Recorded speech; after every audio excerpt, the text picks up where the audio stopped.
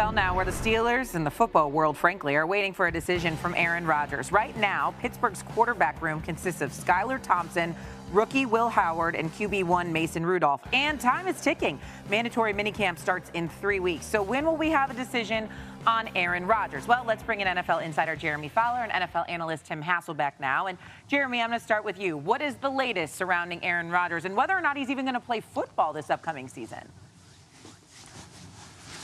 Well, Shay, people I've checked with say the Steelers remain optimistic here. They have been in touch with Aaron Rodgers, but that there's still no hard and fast update. Clearly, the Steelers are respecting Aaron Rodgers' time. He had alluded in the past on the Pat McAfee show that he had some issues in his inner circle that he wanted to work out. So the Steelers acknowledge that and are aware of those type of situations. So they have May 27th OTAs starting. They would love him there.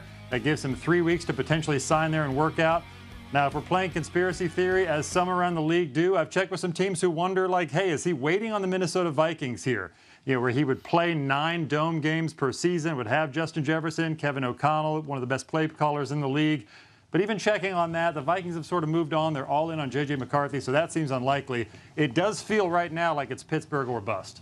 Okay, Pittsburgh or bust. Tim Hasselbeck, I ask you, do you expect Aaron Rodgers then to be a Pittsburgh Steelers here in the coming week?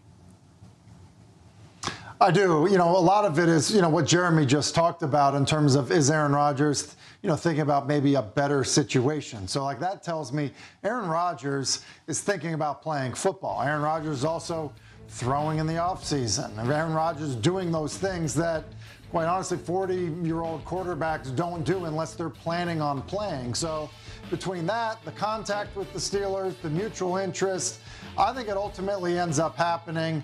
I think it's one of the reasons the Steelers have approached the offseason the way that they have.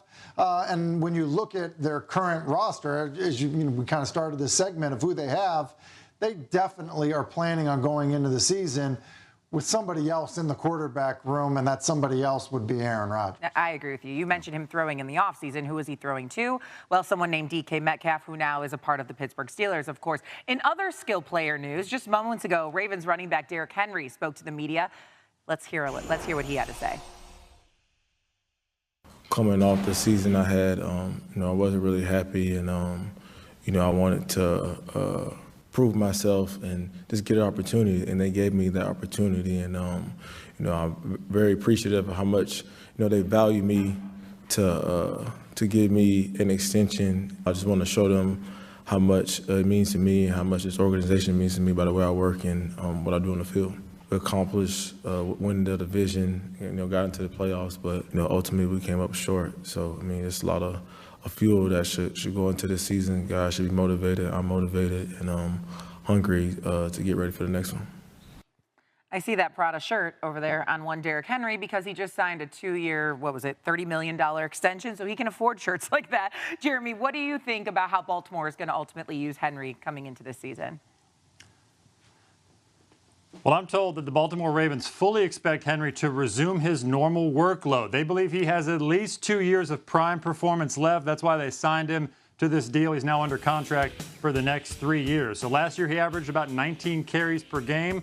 I was told from somebody with the team that he could certainly hit or surpass that and have no problem doing so because of the way he keeps himself in shape and how hungry he is. The only thing that could affect that number is they really like Justice Hill, their backup running back. They also like Keaton Mitchell in the fold, Rasheen Ali. So they have a big backfield that they want to get involved, but Henry will remain the bell cow here, no question. Which he should, right? Tim, what are your expectations for the Ravens offense this season? I expect them to be awesome. And look, I think the Ravens are in dangerous territory. Investing in an older running back, it typically doesn't work, but every now and then a guy is different. And look, Adrian Peterson was different. I think people agree that Derrick Henry is different. And so I understand it from that perspective, but bigger than Derrick Henry signing is the fact that Lamar Jackson threw 41 touchdown passes last year. Like Lamar Jackson, who people talked about as, well, he's got to develop as a passer. He's done it. He's developed as a passer, and the running hasn't gone away. I think that, look, he's put himself in a situation where, look, you can argue, Is it Patrick Mahomes? Is it Josh Allen? Is it Lamar Jackson? Who's the best quarterback in the game?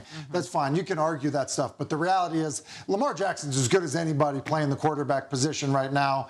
And then the development that's happened, especially under Tom Bakken as their offensive coordinator, to build on that with the way he's elevated the play of the guys around him, I expect Baltimore to be really good on offense, and it's because of number 8 for the Baltimore Ravens. Yeah, as long as he is under center and he is doing what he does with his feet and his arms, Baltimore and that offense is going to be dangerous. Tim and Jeremy, we appreciate you. Thank you. We're just getting started on SportsCenter. More from the NFL. And is the tush push on the verge of being eliminated from the Eagles playbook at this week's owners' meetings? The Knicks, they're hoping the Pacers won't eliminate them from the playoffs this year. Wait until what you hear what Stephen A's thoughts were on New York's chances. And Brad Marchand played a huge role in eliminating the Maple Leafs in Game 7 again. The Panther star will join us live this hour. Yes, we will. I feel like every year we talk about how good the Ravens are going to be. Every year we talk about how good the AFC North is going to be. Let's just do it again. Every year. Every year. Can my NFC North catch a little love? Please? Chicago! The NFL owner meetings now. They'll get underway in Minneapolis tomorrow. There is talk about shifting playoff seeding from division winners to records. And our Mike Greenberg, well, he's fired up about it.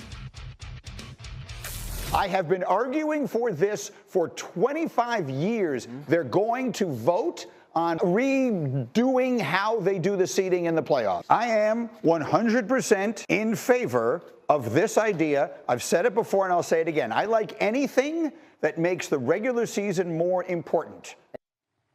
And this would do just that. NFL insider Jeremy Fowler and NFL analyst Tim Hasselbeck back with us now on SportsCenter. Jeremy, to you first. You'll be at the NFL owner meetings this week, actually as early as tomorrow in Minneapolis. Greeny obviously very fired up about the potential of playoff reseeding. What more can you tell us? Yeah, Shay, I hate to disappoint Greeny, but from sources I've checked with today, it is considered a long shot for the playoff reseeding format to go through and eventually be changed. There are too many teams that value that division winner getting a high seed or a home game. But I've talked to enough executives around the league who do acknowledge a change needs to come eventually. Maybe this week's meetings will result in something down the road, but most likely it will be tabled at this point unless there's enough convincing to go around that this has to happen. But really the key here is that the change in the 18-game schedule that will probably inevitably happen in the league, whether that's 2028, 2030, whatever year that is, that will definitely spark more change for this.